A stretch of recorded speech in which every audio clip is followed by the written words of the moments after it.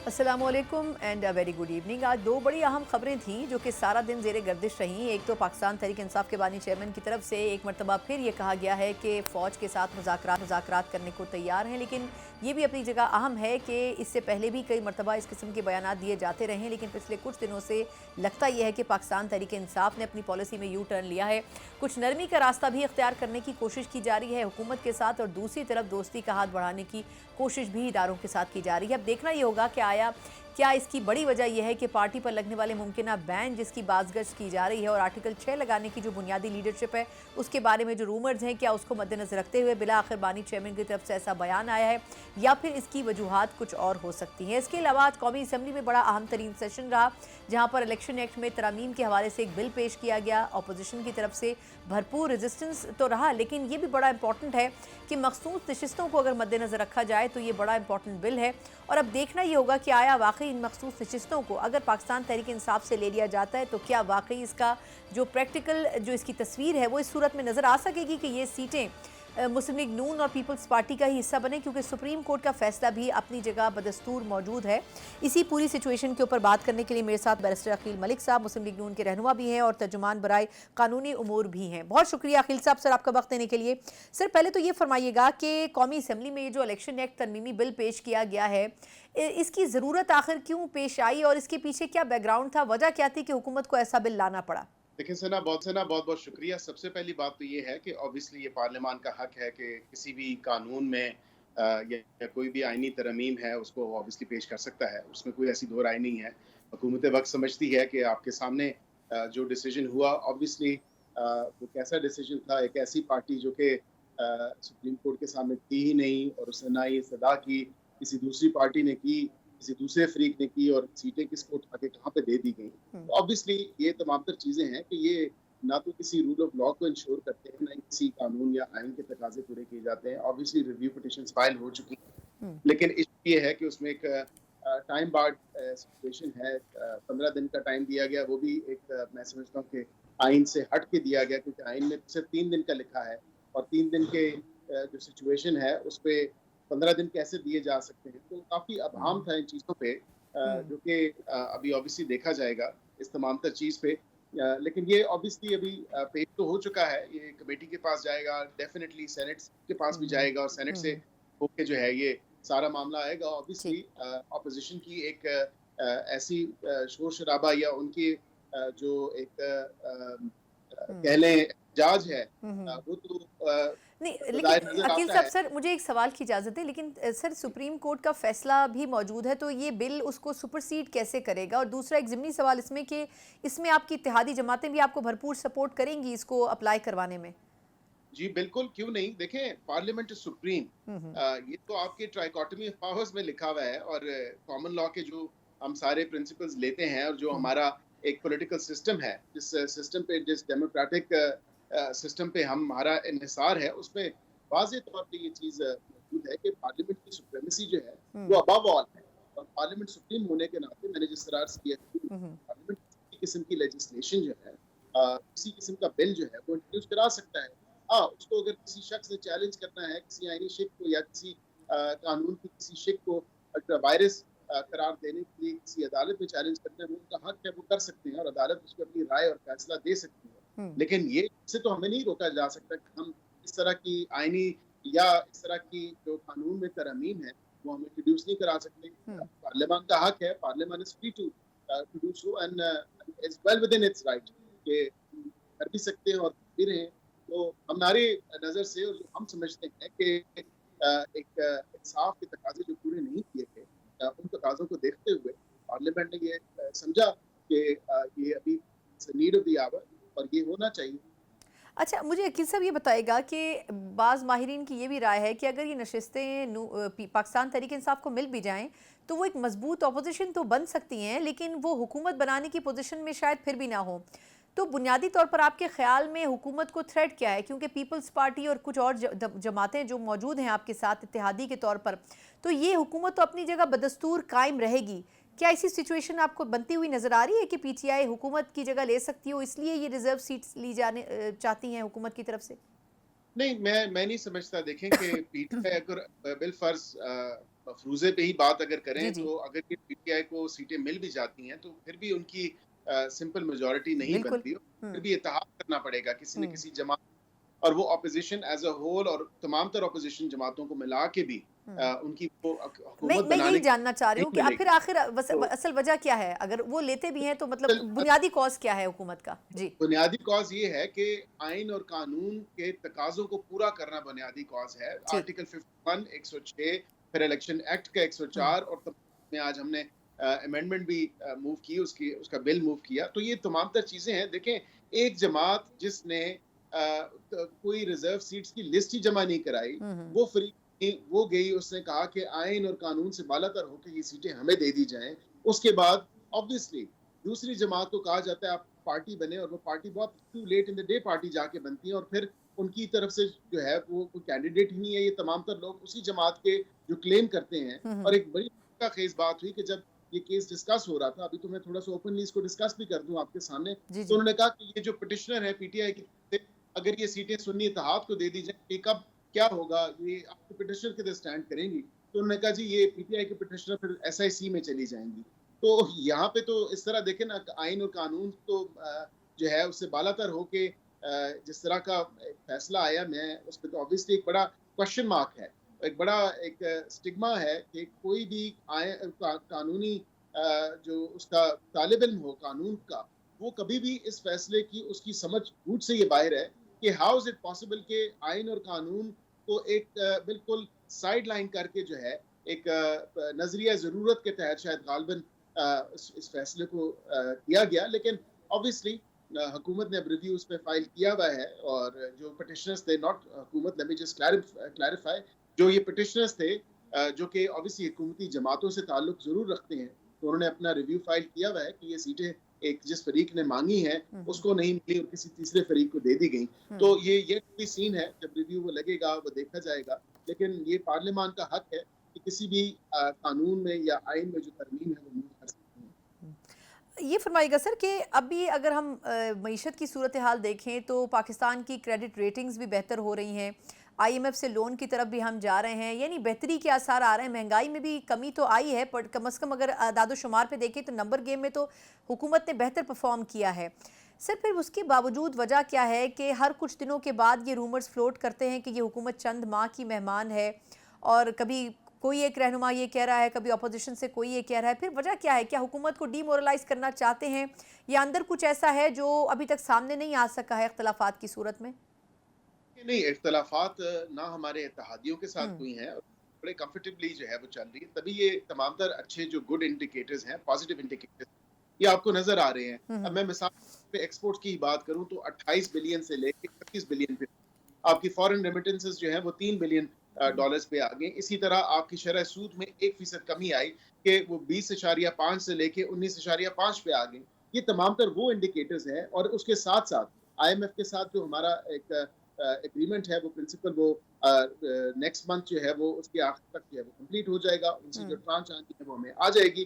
जो हमारे बाकी दोस्त ममालिक हैं वो रोल ओवर का भी ऑब्वियसली उनसे बात चल रही है। तो ये तो एक सिर्फ चैम गोइयों की हद तक बात की जा सकती है कि आज गई, कल गई, सुबह गई, रात गई। तो हम्म ये कहने से तो ना हुकूमत को कोई फर्क पड़ रहा है और ना ये हुकूमत की परफॉर्मेंस पे कोई ऐसी बात आ रही है। हम्म मैं समझता हूँ सिर्फ एक सियासी पॉइंट स्कोरिंग की बात है, और जिस तरह बात करते हैं कि नवंबर में देखा जाएगा, दिसंबर में देखा जाएगा, ये अब आप नवंबर और दिसंबर भी देख लेंगे, उससे आगे जाके हम्म कि इसी तरह ही इनका ये वतीरा चलता हम्म। रहता जाएगा। अच्छा ये फरमाइएगा कि एक और अहम चीज़ जो कि हुकूमत की तरफ से कुछ दिनों पहले बात की गई थी, आर्टिकल 6 लगाने की, पाकिस्तान तहरीक इंसाफ की जो बुनियादी मेन लीडरशिप है उसके ऊपर, वो कहाँ तक पहुँचा है? क्या इस बिल के बाद अब अगली स्टेज के ऊपर पार्टी को बैन करना या फिर उनके रहनुमाओं के खिलाफ आर्टिकल 6 लगाना, ये भी आपकी बुक्स का हिस्सा है कि इसके ऊपर भी अमल करना है? जी, बिल्कुल। देखें, इसमें मेरा ज़रा एक बड़ा प्रिंसिपल स्टांस है, और हम्म मेरा principal stance as a politician, as somebody जो जमहूरियत में यकीन रखता है, उसमें बिलीव करता है। मेरा प्रिंसिपल स्टांस है कि किसी भी सियासी जमात पे किसी किस्म की कोई पाबंदी नहीं लगनी चाहिए। लेकिन अलबत्ता ये प्रिंसिपल स्टांस वहाँ पे आके रुक जाता है कि जहाँ पे एक ऐसी जमात जो कि जिसको जमात नहीं कहा जा सकता, जिसको सियासी पार्टी नहीं कहा जा हम्म सकता, वो सिर्फ सिर्फ इंतशारी टोला है, और वो सिर्फ और सिर्फ एक कल्ट फॉलोइंग के थ्रू जो है लोगों को गुमराह कर रही है, मुल्क में इंतशार फैला रही है, मुल्क में अनारकी हम्म फैलाने की जो हत्तल इम्कान कोशिश है वो किए जा रहे हैं और जारी और सारी रखेगी। तो माजरत के साथ ऐसी सियासी जमात को एक सियासी जमात भी कंसिडर करना, मैं तो समझता हूँ कि गुनाह कबीरा है और हम तमाम सियासतदानों को ऐसी सियासी जमात को सियासी जमात नहीं कहना चाहिए, उसके ट्रू नेम से उसको कॉल करना चाहिए और वो एक सिर्फ और सिर्फ कल्ट है और इंतसारी टोला है। जहाँ तक आर्टिकल की बात की, ऑब्वियसली वो ज़ेर बहस है, ज़ेर गौर है। हमारे पास इनफ एविडेंस है, तमाम तर इनकी वो लीडरशिप जो जिन्होंने साइफर लहराए, जिन्होंने मुल्क की सालमियत को नुकसान पहुंचाया, जिन्होंने पाकिस्तान के ऊपर जो है बाहर से हमले करवाए, वो तमाम तर चीज़ें आपके सामने हैं। IMF को खत बाहर अमरीकी पार्लियामान में करारदादें मंजूर करवा के और उसके साथ साथ बरतानिया के पार्लियामेंट में भी जो है वहाँ पे जिस तरह की मीटिंग्स की जा रही हैं, पाकिस्तान की नेशनल सिक्योरिटी को थ्रेट किया जा रहा है, तो ये डेफिनेटली ये मवाद, इसके अलावा भी दीगर बहुत बहुत ज़्यादा सेंसिटिव मवाद मौजूद है जो कि आर्टिकल 6 लगने में बड़ा मुफीद तर साबित हो। अच्छा, आखिरी सवाल सर बस आपसे, वो ये कि ये खान साहब ने जो फ़ौज से मुज़ाकरात करने की बात की है, आप पहले तो वो कई दफ़ा ये बात कर चुके हैं कि हम मुज़ाकरात करेंगे लेकिन सिर्फ एस्टैब्लिशमेंट से करेंगे। एक तो ये कि ये नई बात इस बयान में क्या है जो आज इसके ऊपर खासी डिबेट भी हो रही है, क्योंकि ये बात तो वो पहले भी कई दफ़ा कर चुके हैं। दूसरी बात, हुकूमत ने कई दफ़ा उनको ऑफ़र की है मुज़ाकरात की, लेकिन उसके जवाब में अगर वो ये कहें कि मैं इदारों से बात करना चाहता हूँ, तो उस पर गवर्नमेंट का क्या टेक होगा? देखिए सना, बात बड़ी सिंपल सी है और मैंने जिस तरह अभी आपके पिछले सवाल में जी उसका जी। जवाब दिया, पर पिछले सवाल से ही मैं इसको जोड़ता हूँ। आपने कहा कि बैन किसी पॉलिटिकल पार्टी को करना और मैंने अपना प्रिंसिपल स्टांस दिया। यहाँ पे बात आती है कि क्या बाकी ये सियासी जमात है जो सियासी जमातों से बात नहीं करना चाहती, लेकिन उस इदारे से बात करना चाहती है जिनका रोल ये कहते हैं कि ख़त्म होना चाहिए। तमाम तर सियासी जमातें, देखिए हम एक जमहूरी जमात हैं, हम एक सियासी जमात हैं और सियासी जमातों के लिए, सियासी लोगों के लिए दरवाजे खुले रहते हैं और हमारी हत्तुल इम्कान कोशिश है फ्रॉम डे वन, वज़ीर आज़म पाकिस्तान ने और हमारी तमाम तर कैबिनेट के मेंबर्स ने, हमारी तमाम तर पार्टी के मेंबर्स ने, तमाम हादियों ने इनको बारहा दफ़ा कहा कि आप आएँ, सियासी मसाइल का सियासी हल निकालें और आएँ हमारे साथ बैठें। लेकिन ये वो यूं की त्यों इनकी जो है सुई वहीं पे अड़ी है। ये कहते हैं हमने एस्टैब्लिशमेंट से बात करनी है। माज़रत के साथ मैं ये कहना तो नहीं चाहता था, लेकिन इन्होंने, आपको याद होगा, कहा कि आर्मी चीफ जो है वो कौम का बाप होता है। फिर उसके बाद आज ही इनकी स्टेटमेंट आ गई बानी PTI की।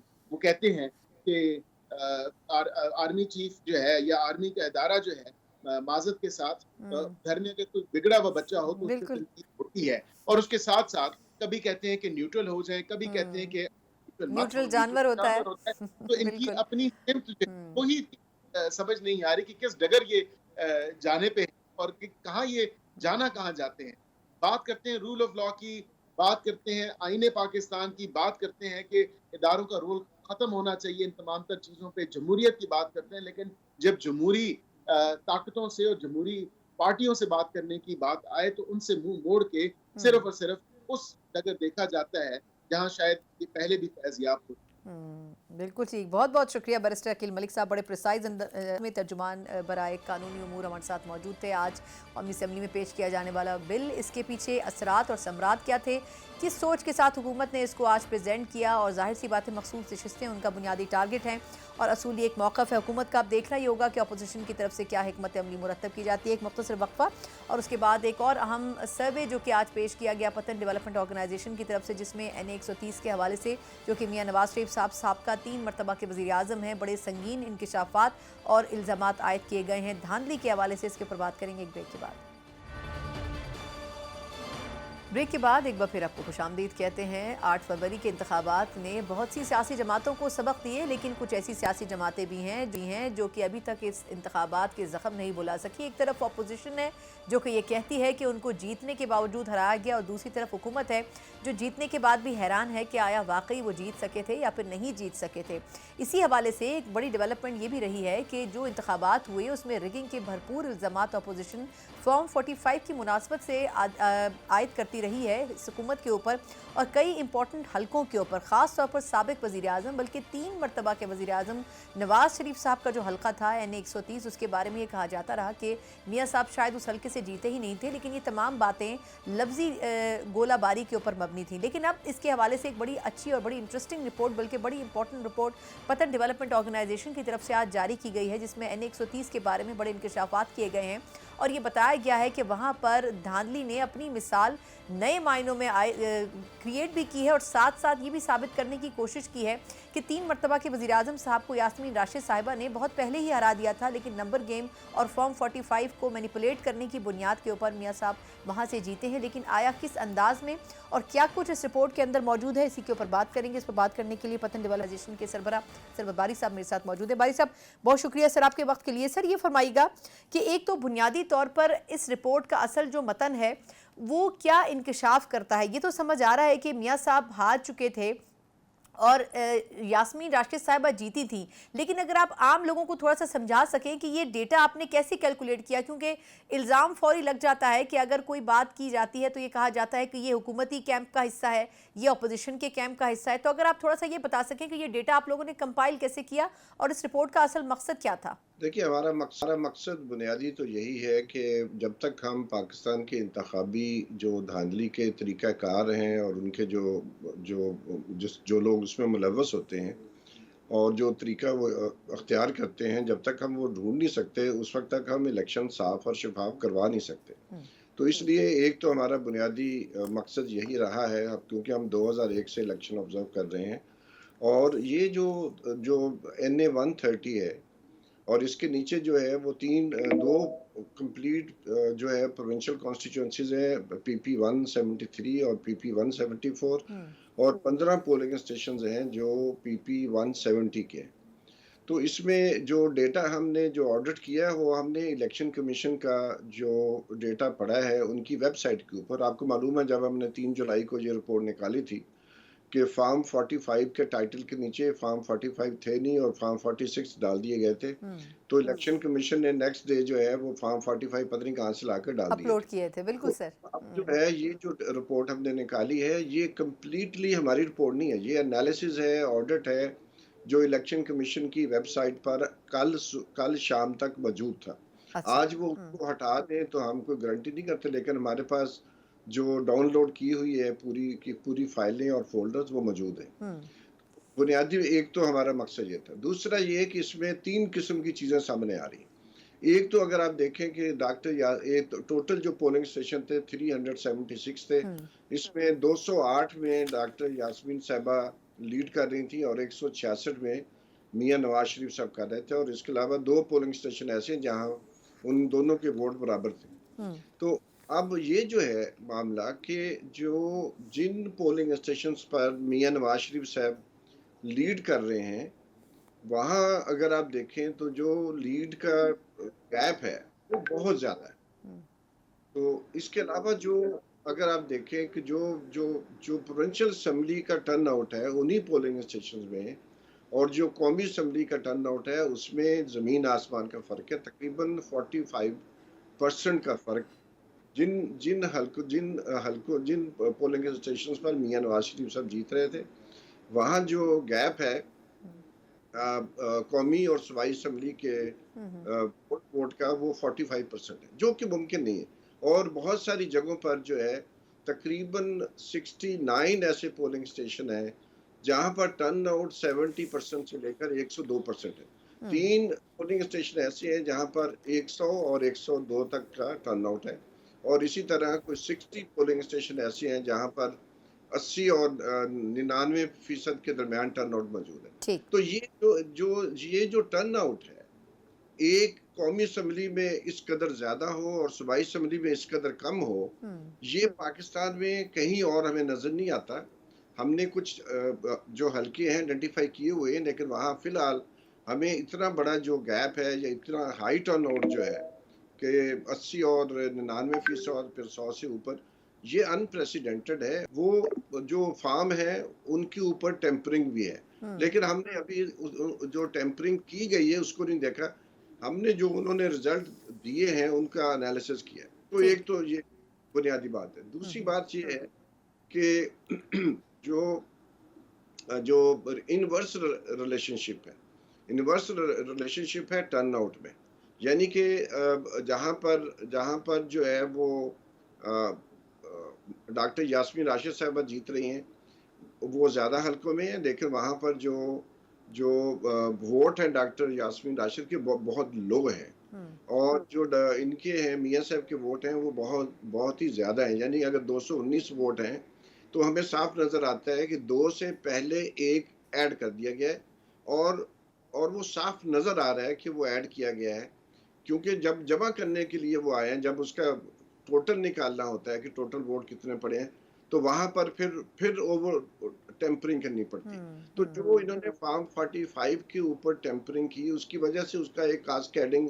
इफेक्ट हुआ है। यानी कि फॉर्म 47 पर भी हुआ है, जो उन्होंने कुल जो सम अप किया है पोल वोट को, उसके ऊपर भी उसका पड़ा है, और फिर फॉर्म 46 में जाके आप देखें तो वो भी आपको गड़बड़ नजर। लेकिन इसके बावजूद जो फॉर्म 47 के ऊपर टोटल पोल्ड वोट डाले गए हैं, और जो हमने फॉर्म 45 का टोटल जमा किया है, उसमें भी कोई तकरीबन 15,000 का फर्क आ रहा है। यानी कि मियाँ साहब के वोट जो हैं, वो जो अपना जो कौमी असम्बली के वोट हैं, वो मियाँ साहब के वोट जो हैं उन हलकों में बढ़ाकर जो टोटल 7 में, चूंकि वो पूरे नहीं हो रहे थे 15, क्योंकि फर्क जो है 1,79,000 उनकी है और 1 लाख से ज्यादा डॉक्टर यास्मीन राशिद से। तो उस गैप को पूरा करने के लिए फिर उन्होंने सोचा किसी ने चेक तो करना नहीं है, तो हम फॉर्म 47 को बढ़ा देते हैं, फॉर्म 45 का टोटल कौन करेगा, कोई नहीं करेगा। लेकिन यही चीजें हैं जो हम ऐसा ऐसा निकाल रहे हैं, क्योंकि हमारे पास, जी मैं वाजे करना चाह रहा हूँ कि हम ये सारा काम कर रहे हैं, किसी फॉरेन डोनर का इसमें एक टेडी पैसा नहीं है। This is the first time in the history of Pakistan कि एक लोकल इलेक्शन ऑब्जर्वेशन और एनालिसिस करने वाली जो तंजीम है वो अपने रिसोर्सेज से ये काम कर रही है। सरवर बारी साहब, आखिरी एक सवाल, आपने ये इतना इम्पोर्टेंट तरीके से इसको पूरा क्लैरिफाई किया है। सर ये बताइएगा कि अगर तो इलेक्शन कमीशन में कोई कैंडिडेट के लेके चला जाए, जैसे डॉक्टर यास्मीन राशिद या इसी तरह का कोई और कैंडिडेट जिस पर आपने काम किया हो हल्के पे, तो क्या इलेक्शन कमीशन उसको उस दरख्वास्त को फिर इंटाइटल करेगा, उसको सुनेगा? क्योंकि ये तो ऐसी चीज़ें हैं जो अगर एक इदारा आपका जो है वो सामने ला रहा है, तो फिर ये तो आईनी और कानूनी तौर पर भी इसके ऊपर बहस हो सकती है। तो क्या मियाँ साहब की नशिस्त फिर वापस हो सकती है? देखिए, मैं तो समझता हूँ कि मियाँ साहब को खुद ही, क्योंकि वो हमारे मुल्क के 3 दफा प्राइम मिनिस्टर इलेक्ट हो गए थे, और इसलिए मैं समझता हूँ कि ये उनको एक जो है मिसाल कायम करनी चाहिए। उनको खुद ही मुस्ताफी हो जाना चाहिए कि इस तरह के जो डेटा है, शायद उनको मालूम ही ना हो उनको कैसे जितवाया गया है।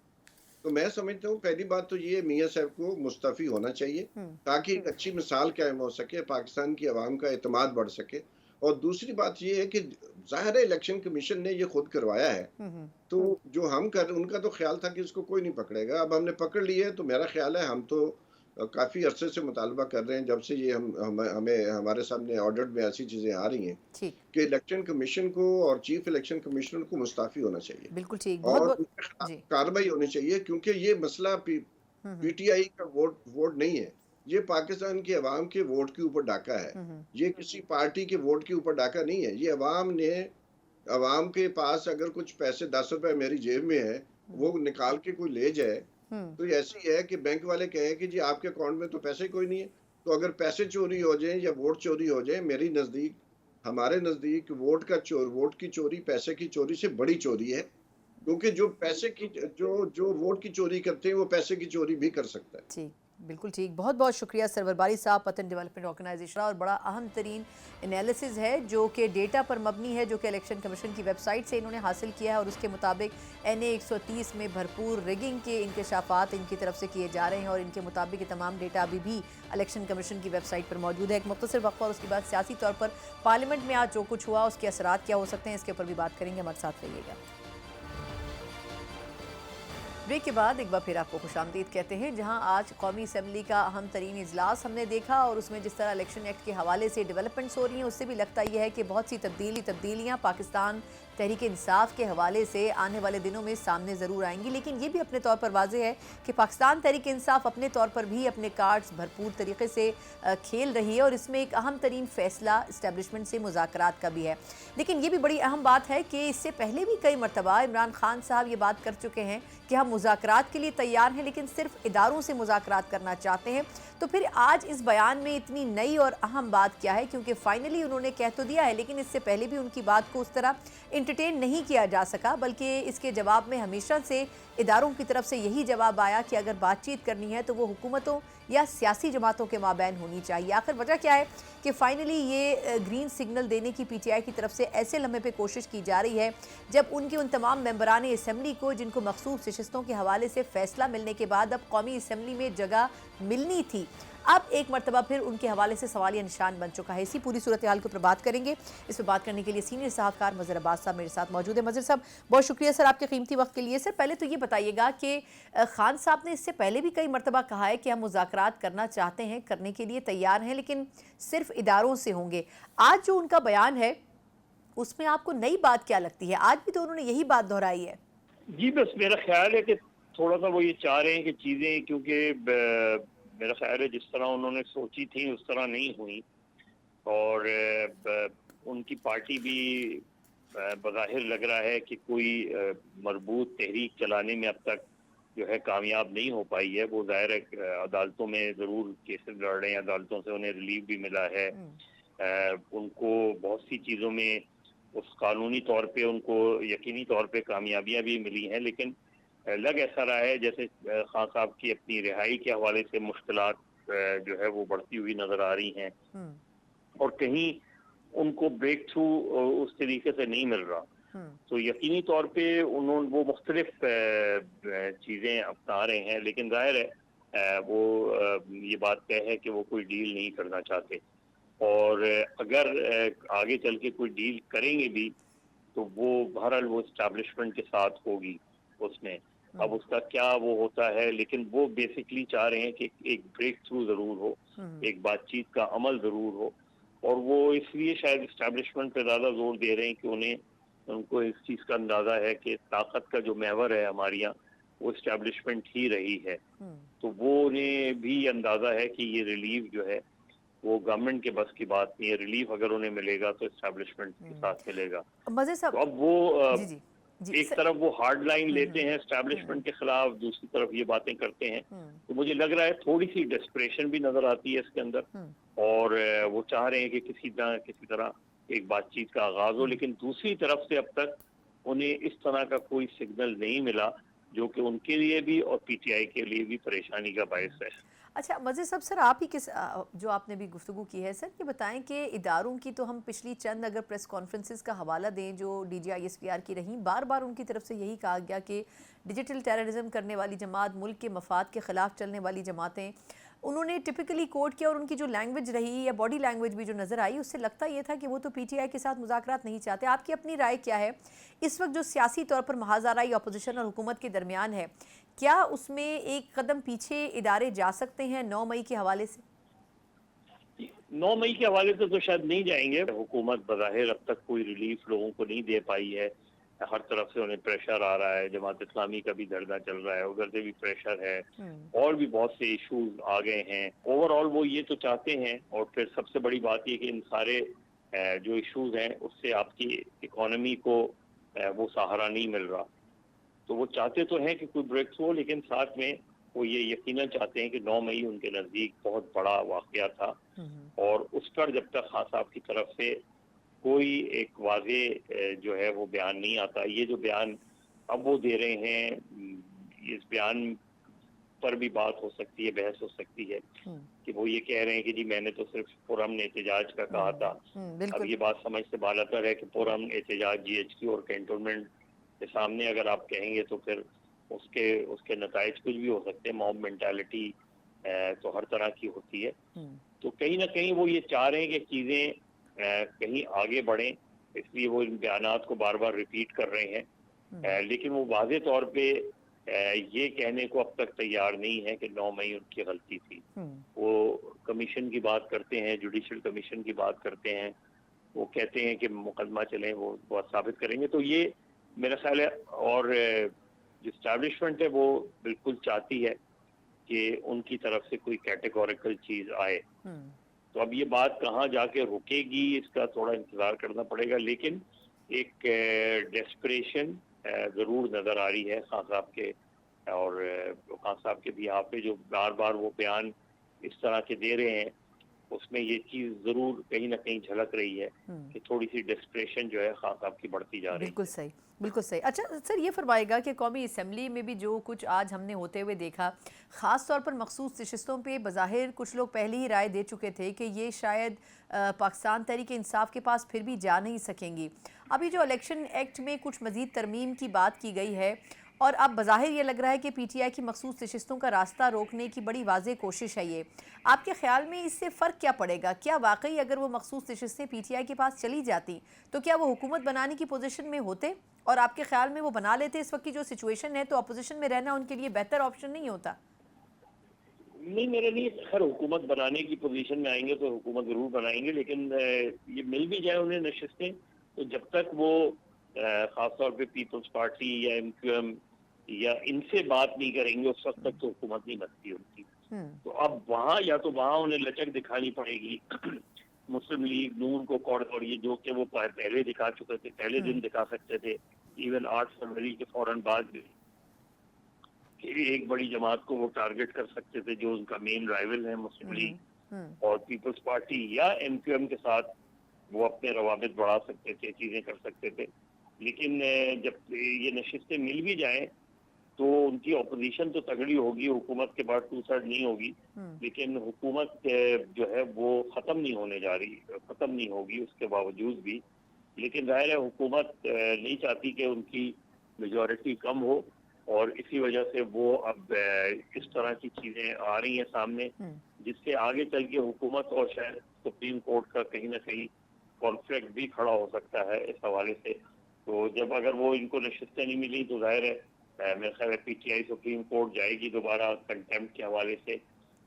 तो अभी एक लीगल बैटल जो है वो अभी ख़त्म नहीं हुई मखसूस नशिस्तों के हवाले से, लेकिन डेफिनेटली अगर मिल भी जाए PTI को तो वो हुकूमत बनाने की पोजीशन में नहीं होगी, अलबत्ता हुकूमत की अपनी पोजीशन कमज़ोर हो जाएगी। बिल्कुल ठीक, बिल्कुल ठीक। बहुत बहुत शुक्रिया मज़हर अब्बास साहब सर आपके कीमती वक्त के लिए। यकीनन पाकिस्तान तहरीक इंसाफ के लिए मखसूस नशिस्तें अहम तरीन ज़रूर हैं, लेकिन अगर ये उनको नहीं भी मिलती हैं तो हुकूमत तो अपनी जगह पर नज़र आती है, शायद मुस्तहकम पोजीशन पर नहीं, कमज़ोर पोजीशन पर सही, लेकिन फिर भी अगर पीपल्स पार्टी नून लीग के साथ है तो इस हुकूमत के लिए मसाइल कुछ कम होंगे। लेकिन जाहिर सी बात है अगर मखसूस नशिस्तें भी पाकिस्तान तहरीक इंसाफ के हक़ में चली जाती तो फिर यकीनन वो एक मजबूत तरीन अपोजिशन की सूरत में इस हुकूमत के कंधों के ऊपर सवार हो जाती और जिसके बाद मामला चलाना बड़ा मुश्किल होते। अब सियासी तौर पर सूरत हाल आज के सेशन के बाद मज़ीद अबतर होती हुई नज़र आ रही है। इसी के साथ ही प्रोग्राम से मुझे इजाज़त दीजिए। अल्लाह हाफ़िज़।